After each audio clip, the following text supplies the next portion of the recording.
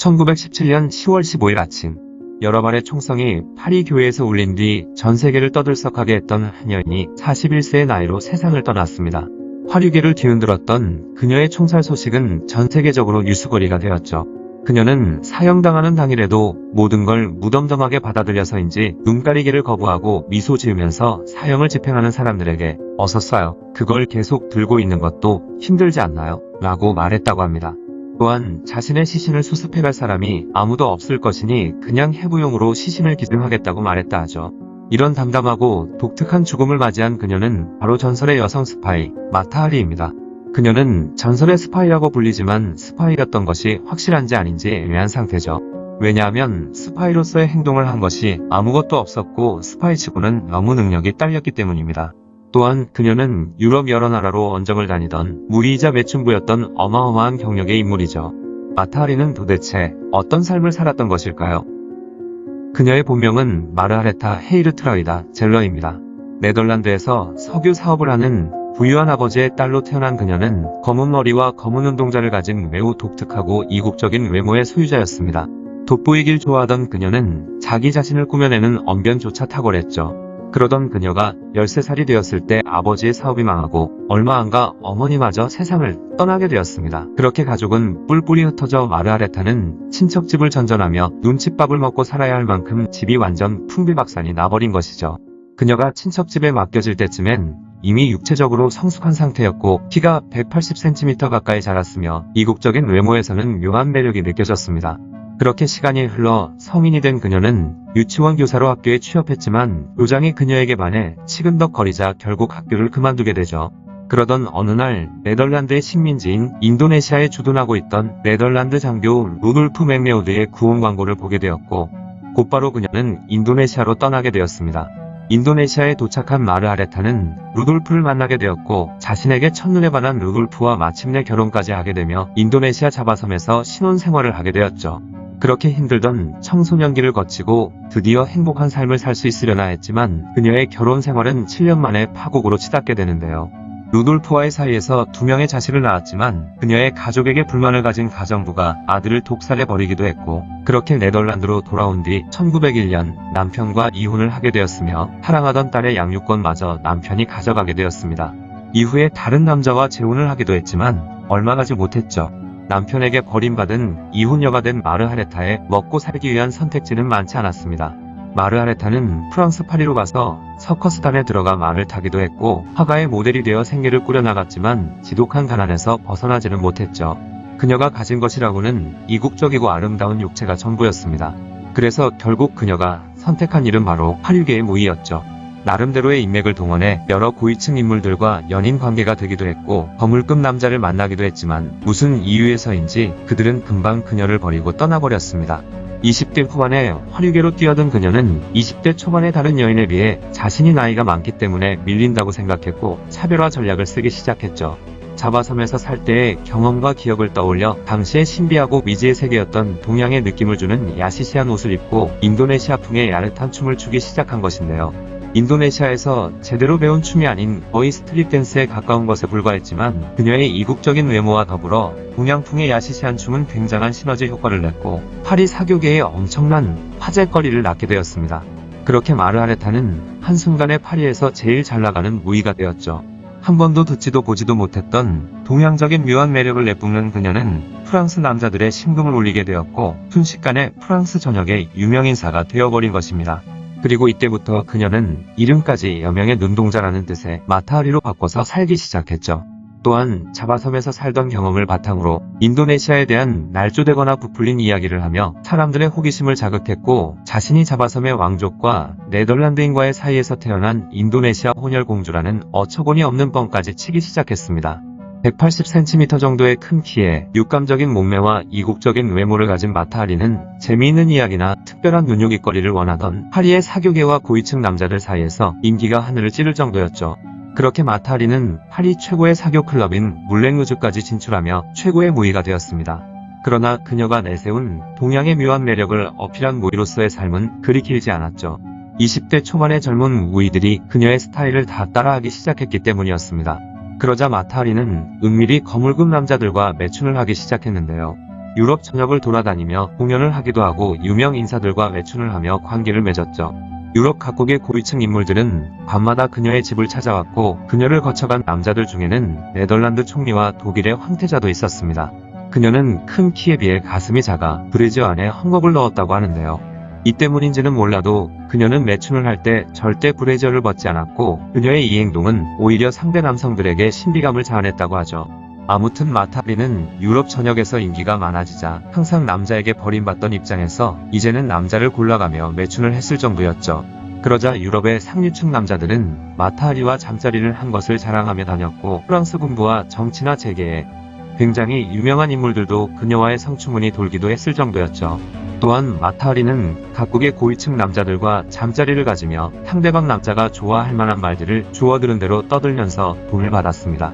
그러나 유럽 여러 나라의 고위층 남자들과 은밀한 관계를 가진 것이 자신에게 치명적인 악수가 될 것이라고는 생각하지 못했죠. 문제는 당시 유럽의 정세는 1차 세계대전 직전이었기 때문에 유럽의 분위기는 굉장히 무겁고 혼란스러웠으며 상황이 이렇다 보니 마타리는 각국의 정보기관에서 예의주시하는 인물이 되어버린 것이었습니다. 그러던 1914년 7월 1차 세계대전이 발발하게 되었고 마타리는 본격적으로 스파이로 의심을 받기 시작했죠. 세계대전이 발발하기 직전 그녀는 독일 베를린에 머물러 있었는데요. 이후 프랑스로 넘어오려다 위조 여권을 쓰다 걸려 파리로 오지 못했기 때문에 그녀에 대한 각국의 의심은 더욱더 커져갔습니다. 결국 여러 나라를 전전하다 마침내 파리로 다시 돌아오게 되었죠. 영국의 정보기관에서 독일의 통신을 감청한 뒤 그녀의 스파이 행위가 밝혀졌다며 프랑스 정부에 알렸고 마타리는 간첩 혐의로 곧장 체포되었습니다. 그리고 그녀에 대한 스파이 수사가 시작되면서 프랑스는 발칵 뒤집히게 되죠. 마타리와 깊은 관계를 가졌던 인물들은 모두 프랑스의 거물급 인물들이었고 그들은 모조리 참고인으로 소환되어 조사를 받기 시작한 것입니다. 당연히 프랑스 고위층은 난리가 났으며 자신들의 추악한 사실을 들추어내는 마타리를 그냥 둘 수 없었죠. 또한 당시 프랑스의 전황은 불리하게 돌아가고 있었고 굉장히 많은 프랑스 군인들이 전쟁터에서 사망하자 프랑스 군부에 대한 여론이 좋지 않던 상황이었기 때문에 국민들의 분노를 돌릴 희생양이 필요했습니다. 마타리는 여러 나라를 돌아다니며 고위층 남자들과 놀아나면서 스파이 같은 행동을 했으니 그야말로 딱 좋은 희생양이 되어 주었죠. 하지만 무의였을 때 그렇게 아름답다며 찬사를 늘어놓던 고위층 인물들 중 그녀를 위해 변호해주는 사람은 단 한 사람도 없었습니다. 그렇게 프랑스 정부는 마타리가 독일 스파이로 H-21이라는 암호명을 쓰고 있고 전쟁이 발발하기 전 그녀가 베를린에 간 이유도 스파이 교육을 받기 위해서라고 발표를 했습니다. 또한 마타리가 프랑스의 군사 정보를 독일에 넘겼고 독일에 유출한 정보가 프랑스 군사 5만 명의 목숨을 위험에 빠뜨렸다면서 사형을 구형했죠. 그러자 그녀에 대한 프랑스 국민들의 분노는 하늘을 찌르게 되었고 자신들을 향하던 분노가 마타리로 넘어가게 되면서 프랑스 정부에서 원하던 그림도 나오게 되었습니다. 하지만 암호명도 일부러 그녀가 체포되게 하기 위해 독일에서 흘린 가짜 정보였고 베를린에도 돈을 벌기 위해 공연 및 매춘을 하러 간 것일 뿐이었으며 프랑스의 군사 정보를 독일에 넘겼다는 증거가 단 하나도 없었죠. 그러나 너무나도 간단한 재판을 거치고 스파이라는 구체적인 증거가 없다는 논란도 쌩깐 뒤 전시라는 명목하에 사형 집행은 곧바로 이루어졌으며 마타리는 결국 1917년 10월 15일에 사형에 처해지게 되었습니다. 마타리가 실제로 독일의 스파이였는지는 제대로 된 신문이나 증거가 없기 때문에 아무도 모른다고 합니다. 또한 그녀는 단지 모의로서 인기를 끌어 고위층 남자와 잠자리를 가졌던 매춘부일 뿐이었고 스파이 짓을 할 만한 인물도 되지 못했다는 이야기가 있죠. 다만 그녀의 죄는 잠자리를 가졌던 고위층 인물들이 하던 이야기를 다른 곳에서 떠들고 다녔다는 점이었습니다. 어쨌든 그녀는 가혹했던 삶 때문이었을까요? 사형을 당하는 날에도 억울하다는 하소연 한마디 없이 무덤덤하게 눈 가리게도 하지 않고 여러 발의 총을 맞아 세상을 떠나게 되었죠. 그녀는 전쟁 중에 있었던 희생자일 뿐이었을까요? 아니면 진짜 유럽 각국을 오가며 여러 고위층 인사들과 잠자리를 가지면서 정보를 캐내던 스파이였을까요? 전설의 스파이이자 스파이가 아니었던 마타리에 대한 이야기였습니다. 오늘 이야기할 인물은 유화, 즉 요망한 꽃이라고 불리던 여자입니다. 이 여자는 조선 후기에 태어난 조선 사람인데요. 그녀는 3번 웃고 3번 울었다 라는 말이 있는 인물이죠. 민비가 시해당했을 때, 을사늑약이 체결되었을 때, 그리고 고종 황제가 돌아가셨을 때 웃었다고 하고 안중근 의사에 의해 이토 히로부미가 죽었을 때, 1945년 8월 15일 조국이 독립했을 때, 그리고 반민족행위자 처벌법에 의해 여자 친일 1호로 체포되었을 때 울었다고 합니다. 조선 사람치고는 울고 웃는 타이밍이 정반대인데요. 오늘 이야기할 인물은 바로 이토 히로부미의 양녀였던 배정자입니다. 그녀는 조선 사람으로 태어나 일본인보다 더 일본에 충성하던 인물이었죠. 배정자는 어쩌다 이런 친일 반민족 행위자가 되었을까요? 배정자의 원래 이름은 배분남입니다. 그녀는 1870년 밀양부의 아전이던 배지홍의 딸로 태어났죠. 아버지 배지홍이 민씨 일파를 반대하다 흥선대원군이 권력에서 멀어지면서 민씨 일파가 권력을 잡자 그 또한 역적으로 몰려 대구광명에서 처형을 당하며 집안이 몰락해버렸습니다. 어머니는 그녀를 데리고 도망쳐 이곳저곳을 유랑하며 살기 시작했는데요. 1882년 그녀가 12세가 되던 해에 통도사로 들어가 여승이 되었죠. 하지만 승려 수업을 받다가 자신의 체질에 전혀 맞지 않다는 걸 느낀 배분남은 결국 1년도 버티지 못하고 절에서 빠져나왔습니다. 하지만 그녀는 역적의 딸이었기 때문에 얼마 안가 체포되어 밀양관청에 끌려가게 되었죠. 그러나 아버지 배지홍과 친분이 있던 밀양부사 정병환은 그녀를 풀어주며 당시 무역상인으로 위장한 일본인 밀정 아스오에게 그녀를 소개시켜준 뒤 조선에서는 살기가 힘들 테니 일본으로 몸을 피해 살 수 있게 도와주었습니다. 그렇게 일본에 도착한 배분남은 갑신정변 실패 후 일본으로 망명해 있던 개화파 인물인 안경수를 만나게 되었죠. 안경수의 도움으로 그녀는 도쿄소스나 여자중학교를 다닐 수 있게 되었습니다. 또한 안경수는 역시 일본으로 망명 중이던 김옥균에게 그녀를 소개시켜 주었고 그녀의 총명함을 높게 산 김옥균은 그녀를 정성껏 돌봐주었죠. 그러던 중 그녀는 김옥균의 소개로 이토 히로부미를 만나게 되었는데요. 배분남의 뛰어난 미모가 마음에 들었던 이토 히로부미는 그녀를 한여 겸 양녀로 삼아 자신의 집에서 살게 하고 다야마 사다코라는 이름을 지어주었죠. 배정자라는 이름은 여기서부터 시작된 것입니다. 이토는 그녀의 총명함을 알아보고 그녀를 밀정으로 키워 이용하기 위한 교육을 철저히 시킵니다. 17세가 되던 1887년부터 그녀는 승마, 수영, 사격술, 변장술, 매복술 등 첩자 활동에 필요한 여러 훈련들을 했고 이토 히로부미로부터 사상적으로도 완벽한 세례를 받았죠. 그렇게 일제의 충견이 된 배정자는 1894년 일제의 밀정 임무를 받아 조선공사 하야시의 통역관이라는 신분으로 조선으로 돌아오게 되었습니다. 그렇게 일본의 도움을 받아 고종에게 접근했고 고종의 총애를 받으며 정보를 빼내는 스파이 활동을 시작했죠. 그녀는 조선의 기밀정보라든지 고종의 의중 등의 정보를 빼내 일본에 알렸고 을사늑약 체결 등에도 많은 관여를 했습니다. 그러던 중 이토 히로부미의 싸가지 없고 오만방자한 밀서를 그녀가 고종에게 전달한 일이 있는데 이 밀서를 본 고종은 불같이 화내며 그런 불충한 밀서를 건넸다는 죄를 물어 그녀를 부산의 전령도에 유배를 보내버렸죠. 그러나 1906년 3월 이토 히로부미가 초대 조선 총독으로 부임해 오면서 그녀는 유배에서 풀려나게 되었고 다시 밀정으로 복귀했습니다. 그리고 자신의 세상이 된 것 마냥 인생 최고의 전성기를 맞이했죠. 이토 히로부미의 기우 아래 누구의 눈치도 보지 않고 밀정으로서의 역할을 수행하며 흑치마라는 별명도 생기게 되었습니다. 그녀의 오빠인 배국태는 현재로 따지면 서울시장인 한성판윤으로 승진하기도 했고 동생은 경무감독관으로 승진할 정도로 엄청난 파워를 자랑했죠. 또한 그녀 역시 일본군 헌병대와 일본 제국 외무부 공무원 등으로 근무하기도 했습니다. 그러던 중 헤이그 특사 사건이 일어나고 일제가 고종에게 퇴위를 요구할 때도 배정자는 밀정으로서 일제의 많은 정보를 가져다주며 고종을 쫓아내는데 일조했죠. 그러던 1909년 10월 26일 이토 히로부미가 하얼빈역에서 안중근 의사에 의해 죽임당했다는 소식을 들은 배정자는 그 자리에서 쓰러지고 말았습니다. 그러고 나서는 식음을 전폐하고 알아 눕게 되었죠. 자신이 그렇게 승승장구할 수 있는 이유도 이토 히로부미의 양녀였기 때문이었고 그렇다 보니 이토 히로부미의 죽음은 청천벽력 같은 소식이었습니다. 그런데 그렇게 알아놓은 상태에서도 한일병탄 소식을 듣자 누워서 대일본 제국 만세를 외쳤다고 하죠. 이대로 권력을 잃고 망해버릴 줄 알았던 배정자의 구세주가 된 사람이 있었는데요. 그는 바로 조선 주둔군 헌병사령관 아카시였습니다. 아카시는 배정자의 과거 밀정 경력을 높이사 헌병대에 채용을 했고 1914년 1차 세계대전이 발발하며 일본도 시베리아 지역으로 군대를 파견하게 되자 그녀 역시 일본군과 함께 그곳으로 떠났죠. 그곳에서 그녀는 포로가 되기도 하고 마적단에 납치되기도 했는데 그런 와중에 마적단 두목과 동거를 하면서 정보를 빼내어 일본군에 넘겨주기도 하는 등 정말 목숨 걸고 일본 제국을 위해 밀정 역할을 톡톡히 해냈습니다. 그러던 중 1918년에 하얼빈 주재 일본 총영사관에서 근무하며 남만주 일대의 조선인들의 움직임을 감시하는 임무를 맡았고 만주에서의 독립운동가들 탄압에도 앞장을 서게 되었습니다.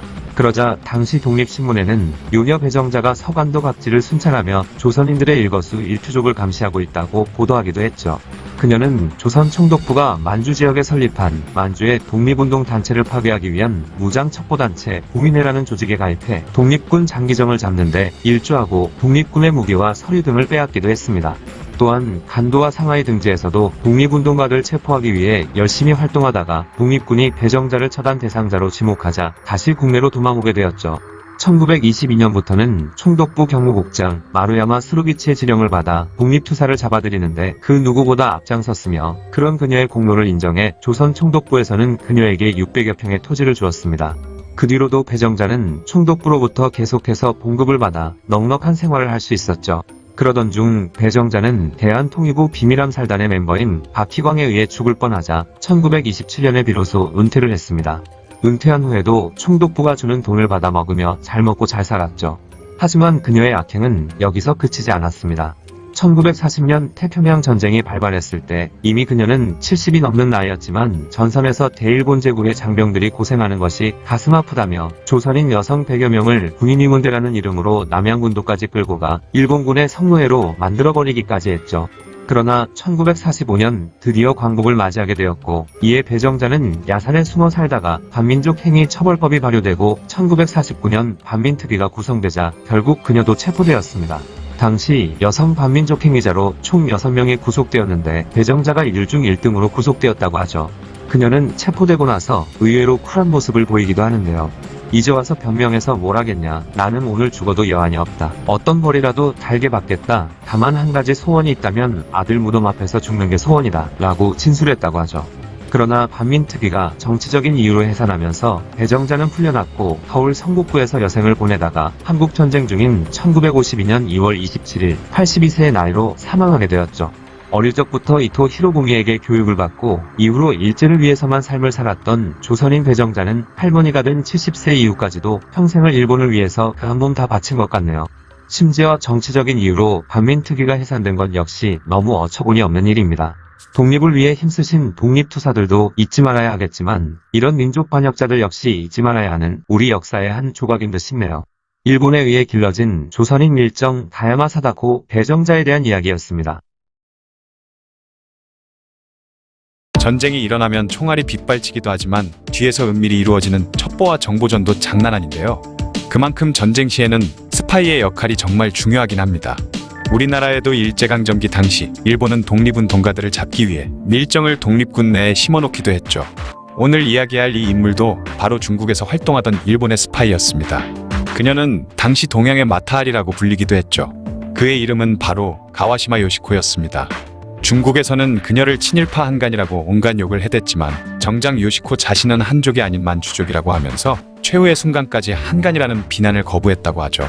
그런데 또 특이한 점은 그녀는 사형을 당해 세상을 떠났지만 살아있다는 의혹이 엄청나게 많다는 점입니다.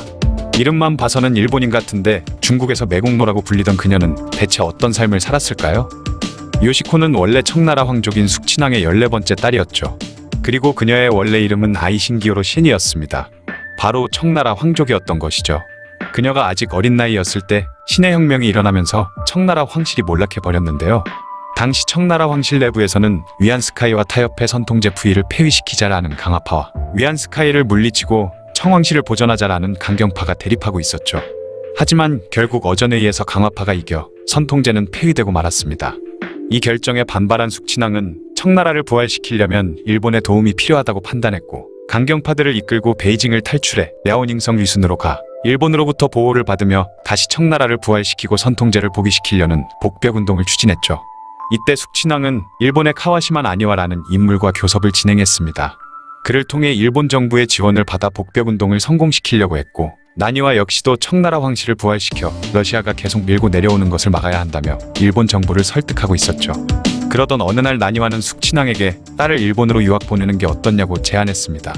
그러자 그는 최고의 교육을 받게 해줘야 한다는 조건으로 그녀의 딸인 아이신기요로 셰니를 일본으로 보내게 되었죠. 일본에 도착한 그녀는 카와시마 나니와와도 친밀하게 지내며 결국 그의 양녀가 되었고 이름을 카와시마 요시코로 바꾸게 된 것입니다. 청나라 부활을 위해 거의 팔려가다시피 일본에 온 것이죠. 이후 요시코는 일본식 교육을 받기 시작했으며 서서히 일본화 되어가고 있었습니다. 그러던 18세가 된 어느 날 친아버지 숙친왕이 세상을 떠나고 말았죠. 요시코는 아버지의 장례를 치르려면 다시 중국으로 넘어가야 했기 때문에 다니던 마츠모토 고등학교에 장기 휴학 신청을 했습니다. 그렇게 시간이 흘러 다시 학교에 복학하려 하니 새로 바뀐 교장이 그녀를 탐탁치 않게 여겨 복학에 필요한 서류가 없다는 식으로 얼버무리며 요시코를 받아주지 않았죠. 그래서 그녀는 결국 자퇴하고 말았습니다. 이후 요시코는 스스로 목숨을 끊으려 한 적도 있는데요. 다행히 죽기 전에 발견되어 목숨은 건졌지만 이후 심경의 변화가 컸던 것인지 남장을 하기 시작했죠. 그렇게 그는 죽기 전까지 남자 행세를 하며 살았습니다. 그녀가 스스로 목숨을 끊으려 한 이유와 남장을 하게 된 계기가 양아버지였던 가와시마 나니와에게 몹쓸 짓을 당했고 그것에 대한 충격으로 처음엔 죽으려 했고 이후엔 여성의 모습을 포기했다는 설이 있죠. 또 다른 설로는 어릴 때부터 여러모로 남자 같은 행색이었다든지 양성애자이거나 레즈비언이었다라는 설이 있긴 하지만 확실하지는 않고 처음 말한 설이 가장 유력하다고 합니다. 어쨌든 남장을 한 이후부터 말투도 남자같이 했으며 이름도 요시오, 요스케와 같은 남자 이름을 쓰기도 했다고 하죠. 그녀는 1927년 결혼을 하긴 했지만 결혼 생활은 순탄치 않았고 결국 사실상 파혼 상태에 이르렀다고 하죠. 요시코는 1930년 상하이로 넘어오게 됩니다. 거기서 우연히 어느 일본군 장교를 만나게 되었는데 그는 일본 관동군 참모 소속 정보장교였던 것이죠. 이때 만난 정보장교는 요시코가 영어, 일본어, 중국어를 할 줄 알았고 청나라 황족 출신인데 일본식 교육을 받았으며 일본인 양부도 있고 미모도 뛰어났기 때문에 스파이로서 가치가 있겠다 생각해 그녀를 포섭했고 그때부터 요시코는 관동군의 스파이가 되었습니다. 그 이후로 그녀는 중국에서 활동하며 수많은 정보를 일본에 넘기는 스파이 활동을 이어나갔죠. 그녀는 푸이가 만주국의 황제가 된 후 그의 아내인 왈룽을 만주로 데려오는데 참여하기도 했다고 하는데요. 이때 요시코는 왈룽과 불륜을 저질렀다는 이야기도 있기도 했죠. 또한 중화민국의 여러 높은 지위의 거물들에게 접근해 고급 정보를 빼내거나 거짓 정보를 흘리기도 했다고 합니다. 심지어 1932년 상하이에서 한 일본인 승려가 중국인에 의해 사망하는 사건을 빌미로 일본이 전쟁을 일으키는 상하이 사변이 벌어졌는데 그때 배우가 바로 요시코였다고도 하죠. 또한 상하이 사변 당시 일본군과의 전투를 잘해오던 중국군이 갑자기 전군 철수를 하는 이해할 수 없는 행동을 했는데요. 이렇게 갑작스런 중국군의 철수의 이유도 요시코가 중국군의 방어선을 교란시키고 엄청난 병력의 일본군이 증파된다는 거짓 정보를 중국군 지휘관들에게 흘리는 등 그녀 농간에 놀아났기 때문이다라는 설이 있었다고 합니다. 그렇게 왕성한 스파이 활동을 하던 요시코는 어느 순간부터 방탕한 생활을 하고 예상치 못한 돌발 행동을 일삼았던 덕에 관동군은 더 이상 그녀를 스파이로 이용하지 않았죠. 요시코는 처음에 청나라 황실 부활을 위해 일본으로 떠나게 되었던 것인데 만주국이 일본이 세운 괴뢰국에 불과하다는 사실도 알게 되면서 이에 반대하는 활동을 하기 시작하자 관동군은 결국 그녀를 체포해 후쿠오카에 연금시켜버리기까지 했습니다. 1940년 풀려난 요시코는 다시 베이징으로 가 그곳에서 살게 되었죠. 하지만 이후 그녀는 장제스의 부하와 인맥이 있다는 이유로 중일전쟁의 중재를 맡아보겠다며 일본 수상 도주 히데키에게 서신을 보내는 등 일본의 스파이 노릇을 이어나가려고 했지만 일본 측에서는 아무런 답변이 없었습니다. 그렇게 결국 일본 제국이 패망하면서 요시코의 운명도 비참해지기 시작했죠. 요시코는 자신이 한 짓이 스파이 짓이라고 생각 못했는지 그녀는 중국과 일본 간의 관계를 좋게 만들기 위해 최선을 다했기 때문에 자신은 별탈 없을 줄 알았던 것입니다. 하지만 중국 정부는 1945년 10월 그녀를 1차 상하이 사변 당시 관동군에 협조했다는 이유로 체포했으며 한간 혐의로 재판에 넘겨버렸죠. 그러자 요시코는 자신이 일본 국적이기 때문에 한간 혐의로 처벌받을 수 없다고 주장했지만 그녀가 방탕하고 돌출 행동을 일삼을 때 그의 양부였던 카와시마 나니와도 요시코와 손절해버린 상태였으며 끝까지 자신의 호적에 그녀의 이름을 올리지 않아 일본인도 아니었던 것입니다. 사실상 그녀는 국적이 없는 상태였던 것인데요. 하지만 재판부는 그녀를 중국계의 혈통을 타고 있기 때문에 중국인으로 간주해 사형을 선고했죠. 요시코는 감옥에 갇혀있을 때 온갖 핍박과 스트레스로 인해 41살의 나이에도 불구하고 머리카락이 백발이 다 되어 있었다고 합니다. 그녀는 마지막으로 다른 한간 혐의자가 사형 집행을 받는 곳이 아닌 다른 곳에서 따로 사형 집행을 해달라고 요구했고 이것이 받아들여져 1948년 3월 25일 베이징의 제1감옥에서 뒤통수에 사격을 당하는 형식으로 사형에 처해졌다고 하죠. 그렇게 세상을 떠난 그녀의 시신은 본보기 삼아 많은 사람들에게 전시되었다가 그녀의 양부였던 카와시마 나니와가 시신을 수습해 일본으로 와 장례를 치르고 화장한 다음 한불 교사찰에 묻었다고 합니다. 하지만 요시코의 죽음과 관련해서 논란이 일기 시작했는데요. 그녀가 죽은 것이 아닌 다른 사람이 그녀를 대신해 사형당했다는 소문이 돌았던 것이죠. 요시코가 이른 새벽 비밀리에 사형이 집행되었다는 점과 사형 집행 후 그녀의 얼굴이 형체를 알아보기 어려울 정도였기 때문에 시신이 요시코가 맞는지 확실하지 않다는 이유에서였습니다. 그런데 당시 실제로 중국 정부에서는 요시코의 가족들에게 금괴를 뇌물로 주면 그녀를 살려주겠다고 했고, 그래서 가족들은 금괴 100개를 구해다 바친 것이죠. 이때 요시코는 다른 여죄수와 바꿔치기 된 후 풀려나 어딘가에 숨어서 조용히 살았다는 것인데요. 이 이야기는 다름 아닌 요시코의 유족들과 바꿔치기 된 여죄수의 유족들에게서 나온 증언이었던 것입니다. 서로 만난 적도 없는 두 유족들에게서 똑같은 증언이 나온 것이죠. 또한 요시코의 오빠도 그녀가 죽었다고 확신은 못하겠다, 어딘가에서 다른 사람으로라도 살아있기를 바란다 라는 발언을 하기도 했습니다. 그 이후로 그녀가 몽골로 도피한 뒤 소련에서 살았다, 중국 길림성 장춘에서 1978년까지 살았다 라는 등의 이야기가 많이 나돌았지만 확실한 건 없다고 하죠. 당시 유명한 일본 간첩이었던 만큼 반드시 죄에 대한 대가를 받았어야 마땅한 것 같네요. 동양의 마타하리라고 불렸던 청나라 황실 출신 일본의 스파이 가와시마 요시코에 대한 이야기였습니다. 1900년대 프랑스, 당시 여성복은 쓸데없이 큰 치마와 숨쉬기 힘들 정도로 꽉 조이는 코르셋을 착용하는 등 정말 실용적이지 않고 불편했으며 거추장스러웠습니다. 그러자 이 거지 같은 여성복에 대해 회의감을 느낀 한 여성이 있었습니다. 그 여성의 이름은 가브리엘 보네르 샤넬이었습니다. 그녀는 꽉 조이는 불편한 코르셋을 없애버리고 거추장스러운 긴 드레스를 확 잘라버려 리틀 드레스를 만들었으며, 남성용 정장의 소재를 사용해서 심플하고 실용적인 디자인의 현대적 여성복을 만들어버렸죠. 그 현대적 여성복의 이름은 샤넬 수트였습니다. 이 디자인을 만들어낸 것을 시작으로 속옷이나 장식이 많았던 여성복을 완전히 실용적이고 깔끔하게 탈바꿈하게 되는 계기가 되었죠. 그녀는 최초의 여성용 바지도 만들었습니다. 현대 여성복의 시초가 되는 옷들을 그녀가 만들어낸 것이죠. 그리고 그녀는 모든 여성들에게 아름다움을 이라는 모토를 가지고 자신만의 독창적인 아이디어로 세계적인 명품 브랜드 샤넬을 만들어내기에 이릅니다. 하지만 코코 샤넬의 인생 자체는 대중적으로 알려진 모습과 다르다는 의견이 많습니다. 샤넬 브랜드의 대중적 이미지는 그녀의 과거에는 관심이 없던 미국에서 만들어졌고, 많은 부분에서 페미니즘 운동의 영향으로 인해 좋게 포장된 이미지라고 하죠. 단적인 예로 미국 타임즈에서는 코코 샤넬을 20세기 100대 인물로 선정했을 정도이지만, 프랑스에서는 그녀의 인생과 철학에 대해 잘 알기에 평가가 좋지 못합니다. 프랑스 대표 훈장인 레지옹 도네르는 프랑스의 정치, 경제, 문화 등의 발전에 공적이 있는 사람에게 수여하는 최고 권위의 훈장인데요. 크리스티앙 디오르, 이브 생로랑, 위베르 드지방시, 엠마누엘 웅가로, 잔느 랑방, 피에르 발망 등 수많은 프랑스 패션 디자이너들이 수상하기도 했지만 정작 코코 샤넬은 받지 못한 상이죠. 그리고 그녀의 사업 수완과 디자이너로서의 천재성은 인정하지만 사생활에 대해서는 말이 많습니다. 그녀는 불우한 삶에 굴하지 않고 자신의 인생을 과감히 개척해나간 신여성으로 포장되어 있지만, 실제로는 돈 많은 청년 사업가, 재벌 상속자, 귀족, 정치군인들, 돈 많은 유부남 등과 교제하며 그들로부터 자금을 후원받아 사업을 키우고 확장해 나갔으며, 위기가 있을 시에도 그들의 도움을 받아서 위기에서 탈출했다고 하는 등 말이 많은 인물입니다. 현재 최고의 명품 브랜드 샤넬의 창립자인 그녀가 어째서 이런 평가를 받고 있을까요?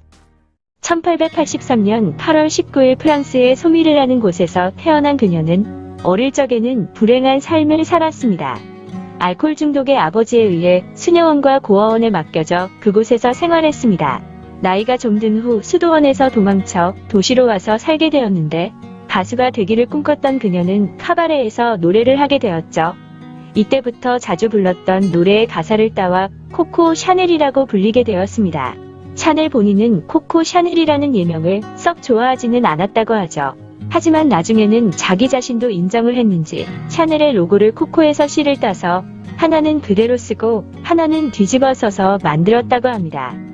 카바레에서 노래를 하던 그녀는 에티앵르 발장이라는 장교와 교제를 하며 노래를 그만두고 그 남자의 목장에서 머물게 됐는데, 거기서 일하는 여자들을 보고 여자들은 왜 저렇게 불편한 복장으로 일을 하고 있을까 라고 생각하게 되었습니다.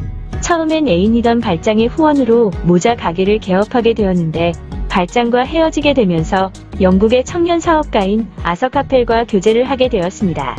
이 아서 카펠의 도움으로 두 번째 가게인 샤넬 모드라는 모자 가게를 오픈하게 되었으며 모자가 잘 팔리자 여성복 사업을 시작하게 되었습니다. 이때 최초의 여성 바지를 만들어냈는데 당시 바지를 처음 입어본 여성들에게 너무 편하다며 극찬을 받았죠. 1916년에는 컬렉션을 발표하며 대성공을 거뒀고 손님들에게 서비스를 주려고 한 조향사에게 향수 샘플을 몇 개 보내달라고 합니다. 샘플들의 향기를 맡아본 샤넬은 5번째 향수를 골랐는데 이 향수가 샤넬의 대표적 향수 샤넬 넘버 5 향수이죠. 처음엔 VIP 고객들을 위한 특별한 선물이었던 향수였는데 반응이 폭발적이고 대박의 조짐이 보이자 출시를 하게 됐으며 이 향수로 또다시 떼돈을 벌게 됩니다. 마릴린 먼로가 전 자기 전에 샤넬 넘버 5만 걸쳐요 라고 말한 것으로 유명하죠. 애인이던 카펠이 사고로 사망하자 그녀는 웨스트민스터 공작과 교제를 하게 되었는데 보석 애호가이던 공작의 영향을 받아 주얼리 컬렉션을 발표하기도 했습니다. 하지만 그녀는 당시 같이 활동했던 대부분의 패션 디자이너들과 사이가 굉장히 안 좋았는데요. 다른 디자이너들의 패션을 진부하다느니 이상하다, 한심하다 라며 악평을 쏟아냈다고 합니다. 그렇지만 이브 생로랑에게는 자신의 정신적 후계자다 라며 칭찬하기도 했다네요. 계속해서 승승장구하던 샤넬은 1939년엔 공장의 노동자가 약 4,000명이 될 만큼 대기업으로 성장하지만 그녀는 노동자들의 인권이나 처우에 대해선 일절 관심이 없었고 여성인권에 대해서도 역시 관심이 없었습니다.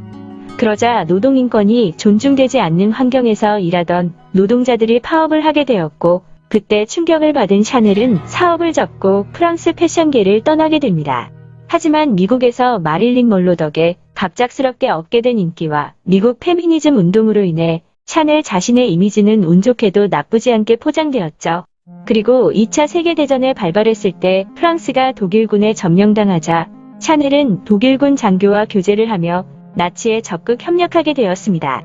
그녀는 옛 애인인 웨스트민스터 공작의 친구였던 윈스턴 처칠의 마음을 움직이려 했던 공작에도 적극 가담했으며 나치의 비밀 경찰과 가까워지면서 독일 방첩국의 첩보원으로 발탁이 되어 나치의 요원으로 쓸만한 인물을 탐색하는 임무를 하는 등 스파이 노릇까지 했었죠. 그녀가 나치에 협력한 이유는 그녀의 사업 파트너였던 피에르 베르트하이머라는 사람 때문이다 라는 설이 있는데요. 샤넬은 1924년부터 이 베르트하이머라는 사람과 사업 제휴를 통해 향수 사업과 의류 사업에 대한 지분을 나눴었습니다. 독일이 프랑스를 점령했을 때는 베르트하이머는 가족들과 미국으로 건너갔고 샤넬 향수 부문을 그녀 혼자 운영하게 되었습니다. 유대인인 베르트하이머가 소유하고 있던 샤넬 코스메틱에 대한 권리를 빼앗고 싶었기 때문에 나치에 가담했었다고 하죠. 하지만 훗날 샤넬은 샤넬 브랜드 자체 및 모든 권리를 베르트하이머 가문에 팔아버렸고 현재까지도 샤넬 브랜드는 피에르 베르트하이머의 손자 2명이 반반씩 실소유하고 있다고 합니다. 그러다 1944년 연합군이 프랑스에서 독일군을 몰아내고 프랑스를 해방시키자 샤넬은 나치 독일에 협력했다는 비난이 쏟아졌고 프랑스를 탈출해 수년간 스위스에서 망명 생활을 하게 되었습니다. 10년 후 스위스의 망명 생활을 끝내고 프랑스에 돌아온 샤넬은 다시 프랑스 패션계로 복귀를 꾀했지만 프랑스에선 매국노라는 타이틀이 씌워져 샤넬 브랜드는 맥을 못 추었죠. 하지만 1955년에 발표한 새로운 샤넬 수트가 미국에서 대대적으로 성공을 거두며 다시 재기를 할 수 있는 발판이 되었는데 연이어 길이를 조절할 수 있는 체인이 달린 핸드백과 필팅백에 체인을 달아 만든 가방 등을 출시해 다시 한번 재도약의 계기가 되었습니다. 1971년 거주하던 리츠 호텔에서 컬렉션을 준비하던 샤넬은 갑자기 가슴이 답답하다며 문을 열라고 가정부에게 말하고 침대에 누웠는데 그렇게 그녀는 갑작스레 사망하게 됩니다. 그녀의 유해는 나치 독일에 협력했다는 이유로 프랑스 땅에 묻히는 걸 정부에서 허가해주지 않았고 결국 망명지였던 스위스 로잔에 묻혔습니다. 샤넬은 현재 여성 의류, 핸드백, 향수, 화장품, 수영복, 시계 등 많은 부분에서 강력한 영향력을 끼치고 있으며 전 세계 200개가 넘는 매장을 운영 중이고 한국에서도 수많은 매장을 운영 중인 명품 브랜드입니다. 현재까지도 명품의 최고봉에 위치해 있는 샤넬의 창시자인 코코 샤넬은 어릴 적에는 불우한 삶을 살았지만 독립성과 과감함으로 기존 여성복 질서를 송두리째 바꿔버렸습니다. 비록 여러 가지의 일들로 그녀를 비판하는 여론은 많지만 패션은 사라지지만 스타일은 남는다는 명언을 만들어낸 그녀의 말대로 샤넬 스타일은 앞으로도 영원히 남아있을 것 같습니다. 재미있게 보셨으면 구독과 좋아요 꼭 눌러주시고 댓글도 부탁드려요.